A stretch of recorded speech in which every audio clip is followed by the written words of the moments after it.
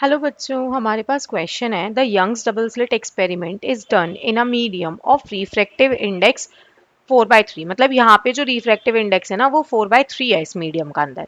Light कितनी use हो रही है हमारे पास? वेवलेंथ है 6000 एंगस्ट्रॉम की, ठीक है। Is falling on the slits having 0.45 millimetre separation. मतलब स्मॉल डी कितना दे रखा है? 0.45 मिलीमीटर दे रखा है। अब the lower slit S2 is covered. इस वाली स्लिट को ना हमने कवर कर दिया जिसकी थिकनेस है 10.4 माइक्रोमीटर और इसका जो रिफ्रैक्टिव इंडेक्स है ग्लास का वो कितना है? 1.5।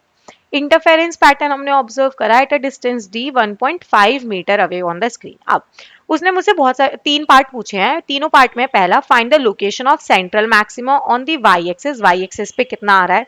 दूसरा उसने पूछा है find the light intensity on the point O relative to maximum fringe intensity.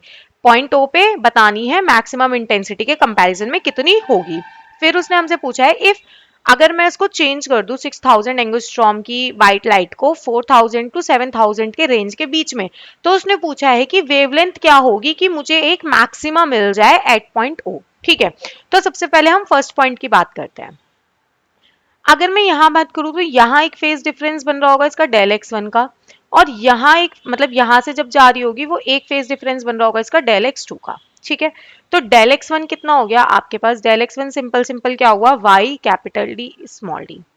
ठीक, और डेल एक्स टू कितना होगा? क्योंकि थिकनेस की वजह से हो रहा है ये, इसके मीडियम की वजह से, तो ये हो जाएगा आपका u of glass divided by u of medium minus 1 into T. ठीक है, अब वो क्या बोल रहे हैं? सेंट्रल मैक्सिमा बनना चाहिए। सेंट्रल मैक्सिमा का मतलब है कि आपका जो पार्ट डिफरेंस ओवरऑल आए वो कितना आए? 0 आए। तो 0 आने के लिए डेल एक्स वन और डेल एक्स टू को क्या होना पड़ेगा? इक्वल होना पड़ेगा। ठीक है, तो ये हो गया y small D by capital D is equal to U ji by you M minus 1 into T. हमें ये वैल्यू निकालनी है, तो y is equal to U G की वैल्यू कितनी है हमारे पास? 1.5। u ऑफ मीडियम कितना है? 4/3, तो 4 इंटू 3 माइनस 1। थिकनेस कितनी है हमारे पास? 10.4 इंटू 10⁻⁻6 इंटू कैपिटल डी की मल्टीप्लाई करी 1.5 डिवाइडेड बाय स्मॉल डी कितना है मेरे पास? 0.45 इंटू 10⁻⁻3। ठीक है, ये हो गया 4.5, 0.45 by 4 multiply 10.4 into 1.5 divided by 0.45 into 10⁻⁻3।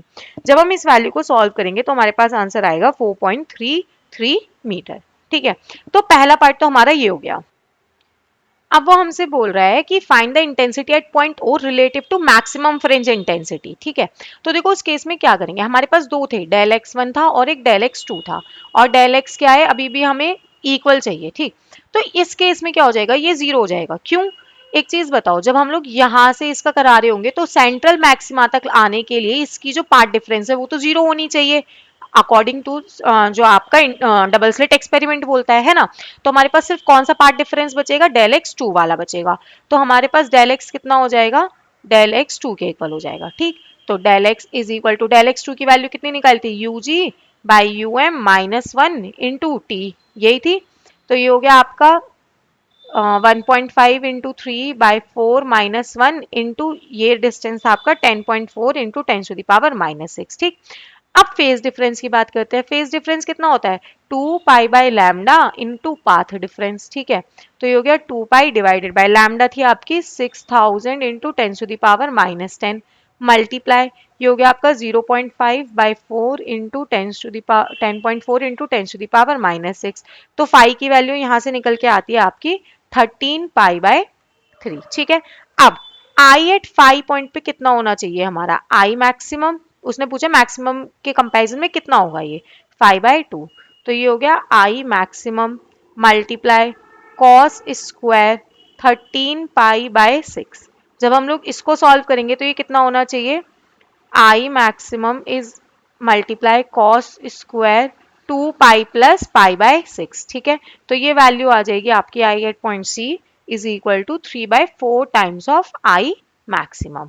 उसने ये पूछा था कि आई मैक्सिमम के कितने टाइम मतलब कितने कंपैरिजन में होगी आपकी इंटेंसिटी। ठीक है, अब नेक्स्ट पार्ट की बात करते हैं। नेक्स्ट पार्ट में उसने बोला है कि अब अगर मैं वेवलेंथ ना चेंज कर दूं, मतलब वेवलेंथ हम किसके बीच में रख रहे हैं? 4000 से 7000 के बीच में।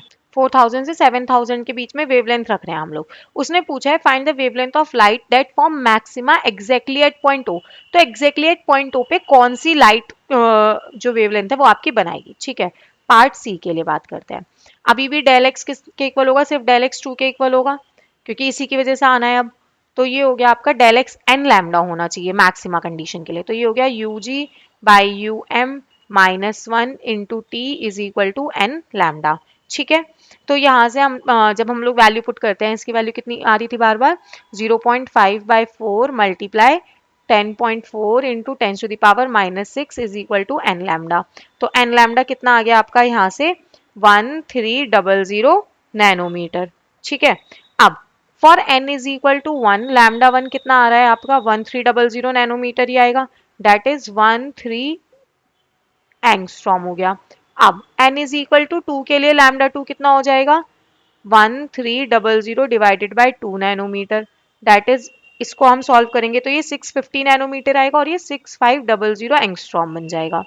फिर n इज इक्वल टू 3 के लिए निकाला तो ये आ गया आपका 1300 डिवाइडेड बाय 3 नैनोमीटर, ठीक है। एंगस्ट्रॉम में कन्वर्ट कर दिया, ये हो गया 4333 एंगस्ट्रॉम, 0.33 कंटिन्यू हो जाएगा। n इज इक्वल टू 4 के लिए निकाला तो लैम्डा 4 कितना आ गया 1300 डिवाइडेड बाय 4 नैनोमीटर, ये हो गया आपका 3250 एंगस्ट्रॉम। अब उसने हमसे देखो किस चीज के लिए पूछा है, विजिबल रीजन के लिए पूछा है, सॉरी जो एग्जैक्टली एट ओ पे लाई कर रही हैं व्हाइट लाइट्स, ठीक है। तो देखो क्या हो जाएगा, इसमें जितनी भी लाइट्स आपकी कौन सी रेंज से बोला है, वो 4000 से 7000 के लिए बोल रही थी रेंज, ठीक है। तो ये तो 7000 से ज्यादा है और ये 4000 से कम है, तो कौन सी वेवलेंथ आपके एग्जैक्टली एट ओ पे आएंगी, ये वाली वेवलेंथ। तो हमारा आंसर हो जाएगा ये। Thank you.